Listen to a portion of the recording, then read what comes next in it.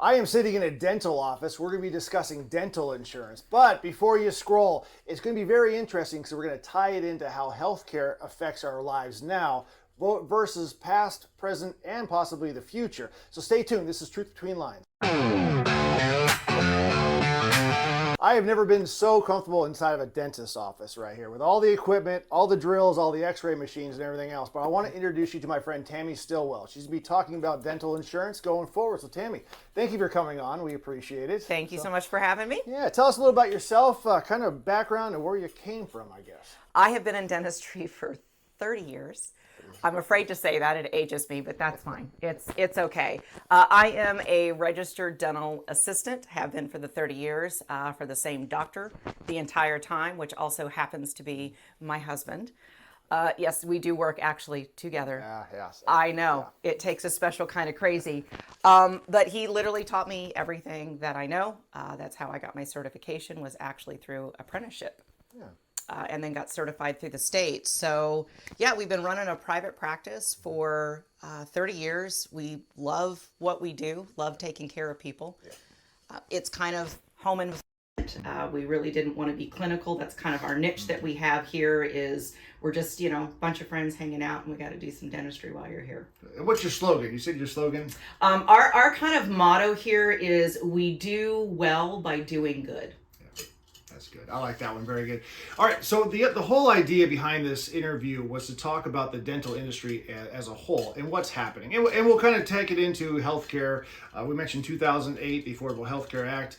Talk about what you started in dentistry, you own a dental practice, you do all the things, and then you realize there was something wrong, something could be better and improved. Mm-hmm. Yeah. So we started our dental practice back in 1995. So we are 30 years in. Now we're a little different than probably about 98% of the dental practices. We are fee for service and have never been in network. That's a whole nother chapter for a whole nother series. But we were strictly fee for service, meaning we would accept any dental insurance that would pay. Patients are responsible for anything the insurance doesn't cover. We were trucking along pretty good for a while, doing our little things. And then 2008 rolls around, and that's when the government basically stuck their hands in our medical care, medical and dental. Mm-hmm. And we kind of know what happens when the government touches things. So true to form, they did not disappoint. Mm-hmm. We started noticing, and for us, I track dental payments for my patients because us being out of network, my job was to try to inform them to the best of my ability the realization of what they were actually going to get. So people didn't get hit with big fat bills. Right. So I would literally track every single dental insurance payment that came in for every single code on every single person. Wow. It was a big deal, but it helped. So I could tell you every time they raised and lowered their payment and how much they raised and lowered. They never raised it, by the way. It was always lowering it. But we started seeing a pretty big downshift trend. Mm-hmm. I mean, as soon as that it was like a light switch. As soon as it happened, we were getting 30 and 40% drops. Now, I will educate. The payment that is negotiated for in-network, their UCR is their UCR. That means usual and customary. Right. It is no different for a physician that is in-network than it is for out-of-network. They pay that dollar amount and that's all they're going to pay. The negotiation is where they strangle the physician on how much he's allowed to charge. Interesting. It's a nasty business, but that downtrend hit, it has never recovered. The payments that we got pre-2008 are still lower to this day. By a lot, probably 30 to 40% lower than what they were pre-2008. And given the cost of inflation too and everything going back, 2008 for the time. And then throw COVID into it and it just, they're not getting any more. The amount of little education, dental insurance has actually been around since like the 50s and 60s. Okay, 1950s, right? Yeah. Because you would think it's a little bit older than that, but okay, 50s. Yeah, 60s. so it's kind of fairly new, considering. Back then, The average annual maximum was $1,000 to $1,500. Okay, that's a lot back in the 1950s. So yeah, I mean, in the 70s, yeah. you could buy a sports car for $3,500. Yeah, you could buy a house for 35 grand. The average annual maximum with dental insurance now is exactly the same. Insurance is not your friend. Never has been. Kind of another little motto that we use all the time is we don't have a healthcare problem in this country. We don't. We really don't.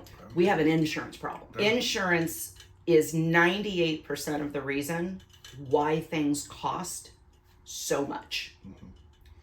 They inflate everything that we do. I'm a firm believer that insurance just breeds fraud naturally because they try and nickel the dime the physicians so badly. They're just trying to figure out how to get a decent fee for what they do so that they can pay their staff and pay their rent and pay their light bill. And it costs a lot of money to run medical facilities. Everything that we purchase is 3 and 4 times higher than anything else. Like a tray, I could go and get something like this at Staples and pay $12 for it. If I buy it through the dental industry, this is an $80 tray. No, I'm not kidding. Like, is it made of gold? Is it silver plated? What is it? Yeah. Plastic. Okay. Plastic. And I always thought it was interesting that insurance companies will go and spend all the money that they do to naming rights for stadiums and things like that. And I'm like, just get back to your basics of what you're doing. I get advertising, I get marketing and all that, but I mean, people have needs, they have teeth, they want to come in, they have to do things. Well, make it as cheap as possible for them. It used to be prior to insurance. You would see, you watch old movies from the 70s, people go into the hospital and they leave and they write a check because because insurance didn't work like that. It was just catastrophic.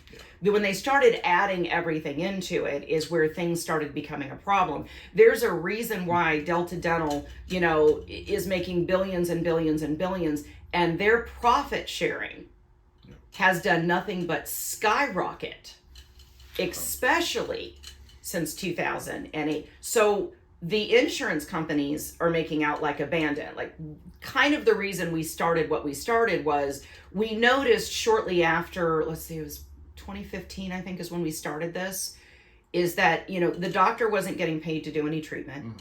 The patients weren't receiving the care that they needed because they couldn't afford it, and the insurance were making out like a bandit. Like, everybody was getting screwed in this scenario, except for the insurance companies. And that's kind of at the point that we knew this is a problem that is not going away. We're going to have to figure out how to fix this because what we're doing isn't working and everyone is suffering. The industry as a whole, patients as a whole, something's got to give. And it was kind of a happenstance. We were watching a conservative, news outlet thing. And one of the guests was the founder of Direct Medical Care, a doctor that started out he was in Kansas City. I can't remember his last name. I'm so sorry. We'll put it in when we figure out what it is. We'll put it right like down here or something. But he had been on that show several times and it caught doctor's eye. And he was like, hey, this is kind of a neat little thing. Well, me being the sleuth that I am and the internet stalker, I ran the dude down, found him, found his office, found his number, called him and said, hey, we really love what you're doing in the medical field. We want to see if we can figure out how to make this work. And dentistry, he's like, fantastic, how can I help? Now, just to slow down there, this was for a healthcare industry-wise. Healthcare. Describe the product that he was selling. So direct membership, direct primary care. This was set up to where instead of you paying an insurance company a premium and technically getting nothing for it, you would pay a membership fee, kind of pay the premium directly to your physician. Okay. And with them, what they would do is they were able to negotiate with drug companies and all these other things to where they could get everything you needed underneath one roof and get your prescriptions for pennies on the dollar. And who negotiates? The actual physician themselves? The physicians themselves, because this wasn't a hospital. This is primary care. This is not catastrophic. It's completely something different. Yeah. So this is your everyday need. You got to go see your guy because you have high blood pressure or whatever. You're sick. You got the flu. Whatever's basically going on.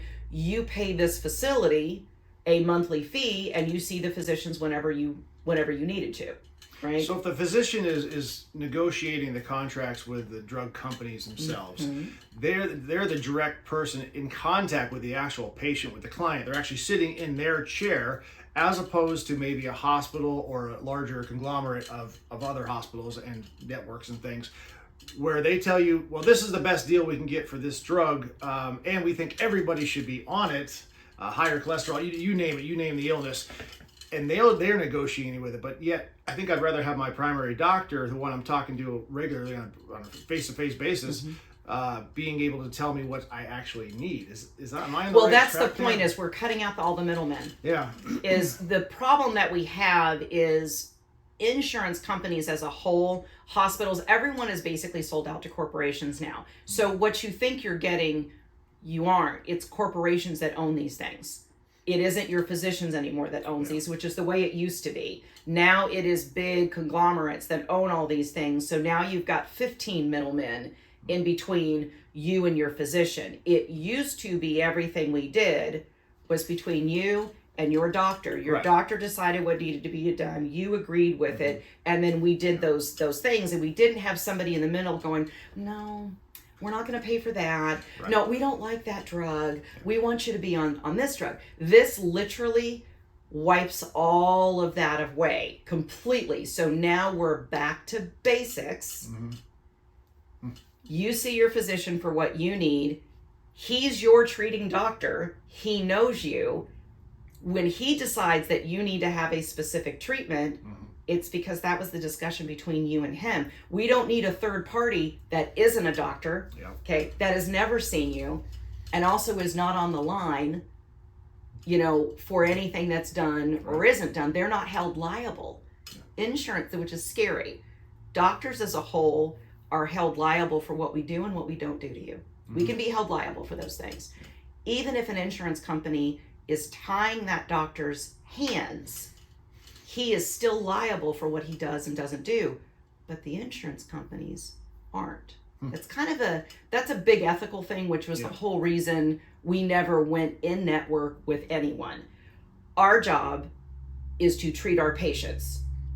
Your insurance has nothing to do with your diagnosis, and it never should. It never should. It's a credit card. I think it might actually have a little bit to do with it, but I think you're it right. has It everything should to do not with be, it. When you go to somebody that is in network, he is bound by the rules of what that insurance company says he can and cannot do. You as the patient have absolutely no idea if you are getting all of the options available for you, because if an insurance company says a doctor can't do it, he's not even allowed to take your money if you were willing to pay for it. We start getting into a big pot of, man, this is not how medical treatment is supposed to be. This is not why physicians became physicians. We went into this to be able to treat our patients, do the right thing, right? Do well by doing good, which is just do the things that need to be done. These direct primary care type things incentivize patients to do the things that they need to do when they need to be done, because they're affordable, so they can, right? And it incentivizes. Why would you not want to take care of your health on the front end when it's something you can afford to do? It took about 6 to 7 months to try to figure out how to make this work in dentistry, because it's quite a bit different than the medical field. We do microsurgery all day long, so this isn't just a time thing. It's kind of a completely different animal.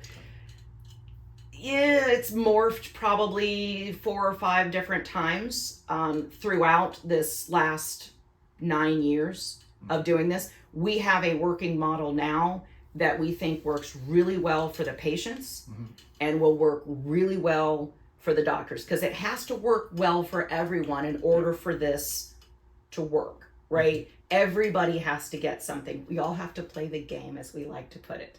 And as long as we do that, the doctor can make good money. He can pay his staff, do the things that he needs to do, and the patients get the care they need when they need it, and I don't need to ask anybody's permission. It's kind of an easy peasy thing. So this is all came about because of 2008, the Affordable Care Act, which of course you were able to keep your doctor when that got passed. But moving forward, so this is 2015 now. You find a better way. So what are you actually offering now then? What's your program? So the co-op in the dentistry, basically how that works for physicians and for patients is they basically do a membership fee that gives them access into the program and the ability to get the discounts. It works on a discount program. For patients in our office, your monthly membership is like, I think $60 a month, something like that. They have a $2 copay for anything that's preventive. We allow 4 cleanings a year for preventive because if you have gum disease, you need 4, not 2. You need 4, so you get 4. Basic procedures, they cover 10% and they are eligible for up to a 90% discount. And major procedures, they have a 25% copay and are eligible for a 75% discount. When I say eligible, there's contractual obligations on the patient's part. What's minor versus major surgery? So minor in my office, minor things are treating gum disease. We consider that to be a basic procedure.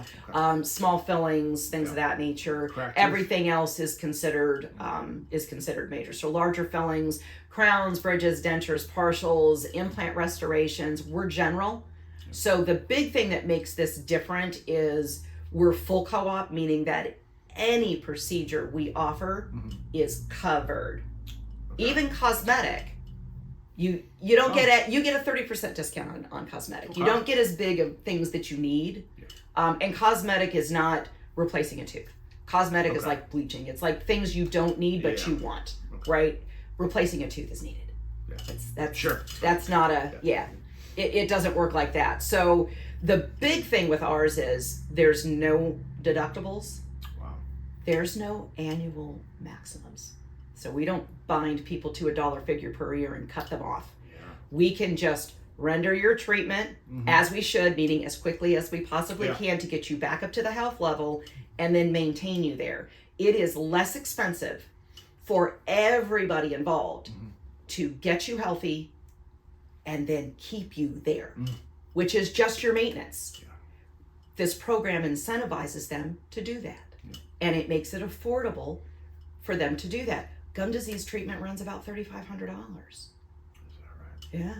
My patients pay about $350. Right. Same exact treatment. Big difference.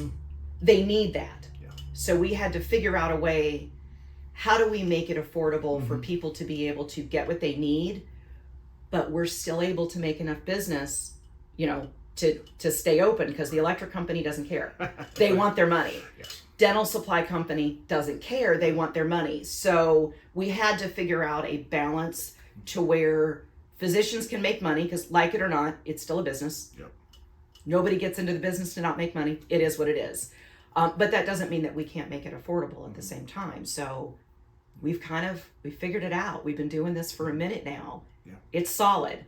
Good. Absolutely solid program for both people. Yeah, well, dental insurance, you need to get your teeth cleaned regularly. You need to do all those things. Healthcare, I could probably not go to the doctor for a couple of years because, I don't go, and I just don't want to for that matter. But you have to as you get older. But dentistry, no matter where you're at, what age you are, you have to go to the dentist. We've always said there's 2 physicians you can't get away from. Like your dentist. Okay. Yep. And for females, the gynecologist. Okay. Those are just that things. Didn't click in my mind at first because I didn't know. So I was like, those are just things you cannot. Okay. You can get away with just primary unless you're someone like me that has high blood pressure. Then you got to go see your guy. Yeah. But up until my mid 40s, I didn't have a primary care. I didn't have the need to have a primary care. Right. And I practice what I preach. I am in a direct member co-op right down the street for my primary. Okay. I do not have catastrophic insurance. Mine is through Sedera, which I get a discount through my direct primary care associates. They've negotiated to where I get a discount, so I have catastrophic. Okay. I've used it twice, so it all works. I don't have any type of traditional insurance. All of it's affordable. Yeah. It's $80 a month for my primary. I think I'll just throw the numbers out there because I don't care. It's like $266. I think I pay for my catastrophic. Yeah. Which is that is a cash negotiation. Okay. Other people have figured out how to do this. So catastrophic has done that as well. It's kind of like a med share, kind of, sort of, but it isn't. And they negotiate and find physicians that have the best cash up front fee. If you can't find one, their concierge has a list and says, let me send you here. Wow. Okay. These guys are fair in cash. So you can go get what you need. And instead of paying $80,000 via Erlanger, I went down to Georgia and got the same thing for $18,000. Yeah. It can happen, but it takes ingenuity of physicians, insurance alike, to try to figure out how to do this and still be able to make it affordable for people to get what they need. No one has done this in dentistry. No one. Really? This is the first. So trying to re-educate the people. Yeah. Insurance has done a really good job Sure. gaslighting people that the physicians are the ones ripping them off. Probably the biggest one is Dr. Potter. I think everybody out there, if you've been on the socials at all, everybody knows who Dr. Potter is. I even follow her. Okay. She was the physician that was literally pulled out of surgery by United to talk about the patient that was currently asleep on her chair or in her operatory, having surgery because they wanted more information on something that was already approved. How does this tie into the health savings plan, HSPs? So we've never personally had a problem with health savings paying for memberships. On occasion, every now and then you'd get one that would be like, oh no, you can't do this and that type thing. Trump's already taken care of that. That started, I think, last month, where they've passed a new law, HSAs. We can now use those to pay for your direct primary care. You can, for your memberships, and do all that, which I don't know why you couldn't. That's your medical care. When you said it like that, I'm like, okay, I thought it was already done that way, but No. There was a lot of them that would not allow it for direct primary cares at all. Again, I had 98% of them. We really didn't have a problem with it paying for their membership fees. They generally didn't ask, but you'd get one every now and then that would lock their HSA down and go, no, you can't do that. Wow, interesting. I mean, the HSAs are good for tax purposes, I think. Not that we're talking about taxes, but that's. I mean, it all ties in. Yeah. All of this basically ties in. You have to look at every aspect of this, because the one thing you kind of shift off is people are putting money aside, but that's their money. Yeah. And they're telling them, but you can't use it for that healthcare because it's not traditional. You can't. But it saves money. We don't care. Yes. It's not. You're not with the cool kids. You can't do that kind of thing. So we have to just keep chipping away and trying to get the information out as much as we possibly can. Not only to the patients. As bad as I hate to say it, in dentistry, they're awful. Dentists have the disease. They just have the disease. They think that if you don't have a person in the chair and they're not in network, they can't make money, and nothing could be further from the truth. They're doing themselves a disservice, and they're absolutely doing their patients a disservice by doing those things, because you are, hogtied by an insurance company telling you when, where, and how you can do things. Patients don't come to people because they're in network. They come to you because you take their insurance. Right. You don't have to. You don't have to be in network in dentistry to take the insurance. They'll still pay. Like, it's better you just don't take the insurance at all and move to something like this. Everyone would be happier, and the prices would start to really come down. Right. Sure, you're a competing thing. Yeah. Absolutely. Yeah. Why do you want to pay $270 for a filling if you could pay $27? It's a question. You'd be surprised if you ask a dentist that. He'll go, do you want to work this much for this much money, or do you want to work this much for this much money? The dentist will go, I don't know. Yeah. No, you want to pay this much for your work, or this much? Now, are you having success right now with getting this program out? Getting it, to patients, absolutely. We are absolutely successful in getting this out, getting the word around, getting it into physicians' faces. That's something a little different. It's not like you can just go, here's a list of dentists, let me just send these things. It doesn't really work like that anymore. So trying to get the information out to dentists themselves of, hey, look, there's a better way. That has been our only challenge that we have had at this point. So obviously we're taking every avenue that we possibly can to try and get this information out to teach dental professionals there is a better way. I promise this is easy. And the big thing with what we're doing, bringing other dentists into this co-op model, I'm going to say this real loud and for the back. You get to keep full autonomy of your office. You're not, if you come into this model, we don't own your office, we don't run your office, we've got nothing to do with your office. And we don't ask you for money up front. There's the big thing. Okay. Most anything new in dentistry, we all go, how much? Because it's like $10, $15, $20,000. How much you want? How much you want? This does not work like that at all. The physicians, that is your office. You run your office the way you always have. We teach you everything that you need to know. We train your staff. We constantly have a toolbox available to them at all times. We have social media. Everything is basically ready. Contracts. We have it all. All they have to do, you learn how to sell this model, which is easy. It's not a hard thing to do.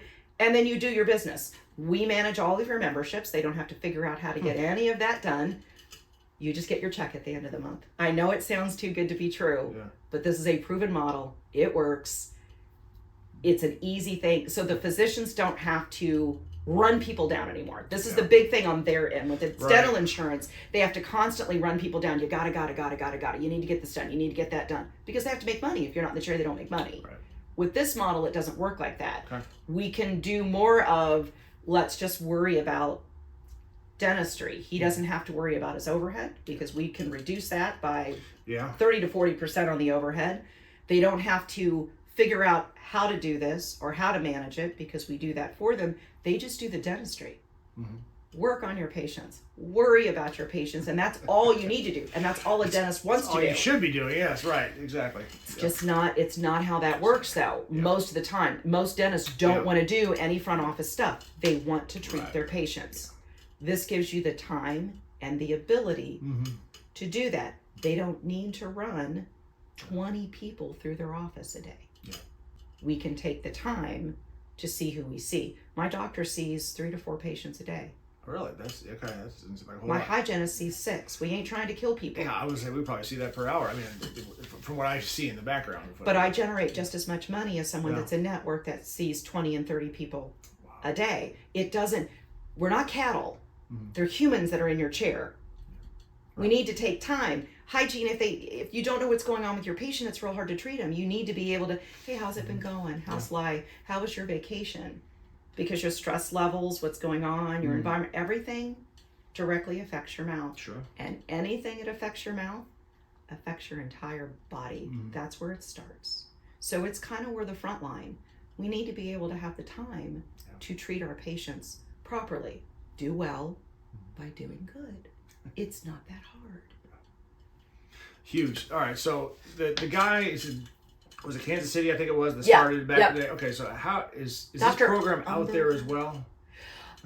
He's the one that started it. I'm trying to think the benchmark of where's he at in the education of this program to physicians and versus how are you coming along with honestly I don't know. I do know that direct primary care has really kicked in pretty big. Is that the company name, Direct Primary Care? No. That's the program? That's kind of what, as a general rule, they call it. Now, mine, it is literally called Direct Primary Care Associates, and they are our local people. So that's your company. Okay, got it. Well, that's the local people for my actual physician group, not me. I'm United Dental Co-op, because we're denture, and we're different. Direct Primary Care, I think they even have an office in Knoxville now. He started out with one office in Cleveland 5 years ago, and it was just kind of, and then all of a sudden it went. He just opened an office in Dalton. It's getting the word out so that patients understand there's a better way. I know they have conferences for all this in the medical field because it's been around a whole lot longer. There really isn't anything in dentistry because, again, we're the first ones that have done it fully. There's a couple that have played in preventive through the years, but we're the first full. So there isn't anything. We're literally starting from the bottom. There are no seminars. There's nothing. There is nothing when it comes to dentistry in this as a whole. So that's where we're at right now is trying to figure out how to get over that hurdle like they did to get that information out to everybody in dentistry, because medical and dental, we don't play with each other. We don't play together. We're separate. We all like it that way, and that's the way we want to be. So it's not like I can kind of ride on the coattails of someone else when it comes to that. You can't. So that's the difficult part right now is, well, how do we get it out of here? Okay. All right. So now what's the best way to get a hold of you personally, or is there a program manager or some kind of thing? And who are we looking at? We're looking at obviously the dentists themselves, but they're probably too busy just doing their thing.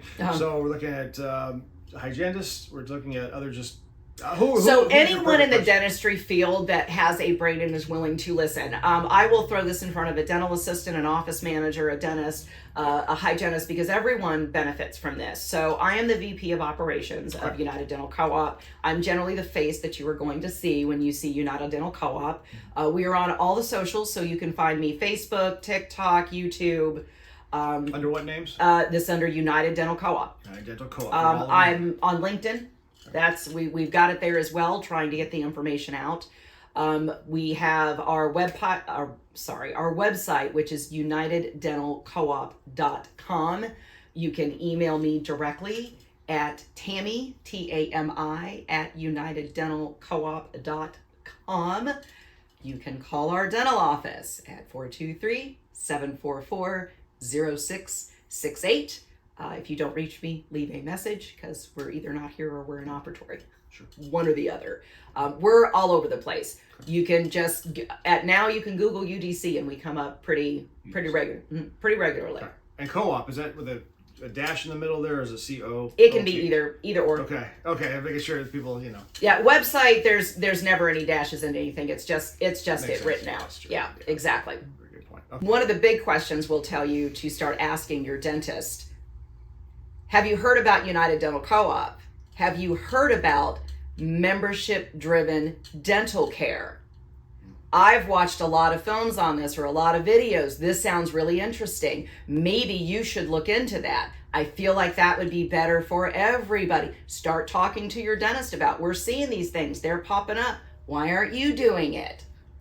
It's kind of a thing. If they don't know, they don't know. If your patients know about it and you don't, I'm just saying, start talking to your dental providers about this. You know your insurance is not giving you what you need. There's a better way. Throw it out there. Then have them go do their research. Maybe you'll get lucky. They'll join in and you can start saving money too. Okay, good. All right, let's switch gears now, because I'm over here and I'm drinking my extra soda here. I'm going to not turn it.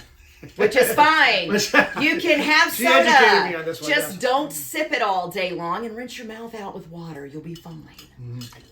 So sitting here, we got to leave our audience with some kind of preventative thing or whatever else, because we're sitting with all these tools, and I'm waiting for it to buzz in the back of my ear because I can hear it, even though it's not even on at all. But what can people expect out of a dentist, and what should they be doing for their own health? Okay, so switching gears away from the dentistry as a whole. Yes. Literally, this is kind of where your actual health begins. You can be healthy everywhere, and if you're not healthy in your mouth, it becomes a problem. Yeah. Just FYI, if you need an organ transplant, you now have to be cleared periodontally. Yeah, okay. Because periodontal infection, when we treat gum disease, the plaque that we remove out of your mouth is the same plaque they find in your heart when you have a heart attack. Just so you know. Wow. That active gum disease is basically like having the flu 24/7. Your body is constantly having to fight that infection, and there is only so much your body can do at once before it starts going, okay, look at it's too much, guys. Yeah. We're going to have to stop. Yeah. If you have active gum disease and you needed a transplant, the likelihood of you rejecting that transplant shoots through the roof because you have an active infection in your body. So the medical field is starting to figure it out now. We've been saying this forever, but they're catching up. They're catching up. So this is where it starts. Yeah. Your foundation needs to be solid so that anything that we do on top of that is good. Yeah. You gotta see your dentist. If all you needed to do was a really good job at home, you'd never need us. I'm a dental professional. I have to get my teeth cleaned every 3 months. Yeah. And that's why you do it 4 times a year. We do it 4 times a year if you have any active bone loss, which if you're anything past your mid-20s and you have bone loss, it's permanent. Yeah. So there's your difference between gingivitis and gum disease. Gingivitis is a young person's disease. It's the same exact thing as periodontitis. It's just if you're below your 20s, you can regenerate bone. Anything past your mid 20s, your body stops growing and you can't. So now it's permanent. Same thing, treated exactly the same way. It's just this person may be able to go back to 6 months and this person never will. That's all there is to it. We cannot, that's the only thing in dentistry we cannot fix, is we cannot regenerate your bone. We have not figured out how to do that. Yeah. They've been trying for the last 50 years. Don't think we've made any headway, basically at all. So maintenance is really all that it takes. 90 days, that's all it takes for bacteria to colonize enough to eat your bone. So if you haven't been to the dentist in a couple of years, do your math. Yes. You'll see how long. You get to a certain point and things just have to start coming out because we can't fix that. So our job is to stop that before it happens. This will make you healthy everywhere else. Wow. Right? Like diabetics don't need as much insulin, because if you're fighting that infection, it's harder for your body to move those medications around and have them work the way they need to, because your body's busy trying to fight an infection that shouldn't be there. So I'm telling you, this is the soul to all of it. This is super, super important, and you can't do it yourself. There's just no way. Toothbrushes will not get into places that we need to get to keep those things clear. Dentist, gynecologist, those are the two most important physicians. Sorry guys, but that's the honest truth. They're the two most important preventive wise, if you want to stop things from happening. Yeah. Good advice. What other things should people be asking their dentist that they don't? That they just don't know about? They're sitting in the chairs, or any comments that they should ask or look for? I think everyone should always ask questions. If you don't understand what the dentist is saying to you or what the hygienist is saying to you, you need to ask questions, because there are just a lot of places they like to use their dental jargon. It kind of is what it is. Yeah. I wish I had $1 for every patient that came in and said, I had no idea what I was getting done. I said, but you showed up. How did you not know what you were getting done? Right. They didn't explain it? No, they just did it. We need to do a better job as a whole in dentistry in educating our patients. It's real hard for them to make a decision if they don't understand what needs to be done. We do that here. Mm-hmm. Patients need to ask questions. If you don't understand what that professional is telling you, you need to tell them, I don't understand. What is scaling? Why do I need to have that done? Why do I have bone loss? Where did that come from? Like, ask questions that even stupid ones. There's no such thing as a stupid question, but ask them, why do I need a filling? How did that cavity get there? Why do I need a crown? Are there other options? Yeah. Because there may be other options. If I need a root canal, is there any other option? Yes. There's extractions. But then there's, how do you replace? They should be telling you these things, but if they don't, ask a question if you don't understand. I don't care where you are in the medical field. If you don't understand what they're telling you you need to have done, ask questions until you do. Please don't Google. Google lies. Ask your doctor. He will tell you, but you have to ask them. I think a lot of times they forget. You're not in the field. Yeah. You're not a dentist. Why would you understand the things that I'm telling you? Right. Ask all the questions. Very good. Any other final comments you want to bring up that we should know? No, I just think that, people really need to start being more aware of, I think, the insurance problem as a whole. It's starting to become more and more into light. Socials has just been bringing this to the forefront. Be diligent. Don't lack. This is your care. You need to be driving the bus when it comes to that care, not an insurance company, right? That needs to be between you and your doctor, and that's where it needs to stay. And if we have anything to do with it, we're going to make sure that's exactly what happens. Wow. Amazing stuff. So there are options out there. Do the preventive stuff to take care of yourself in the long run in your history. So that is some good information. And now, one more time, how do we get a hold of you? What's your website again? Website is United Dental Co-op, all one word, .com. My email is Tami, Tami, at UnitedDentalCoop.com. You can find us through UDC. We are on all the socials.